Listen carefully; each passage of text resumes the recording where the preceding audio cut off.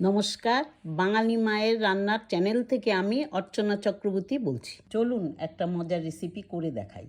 ভালো খান, সুস্থ থাকুন।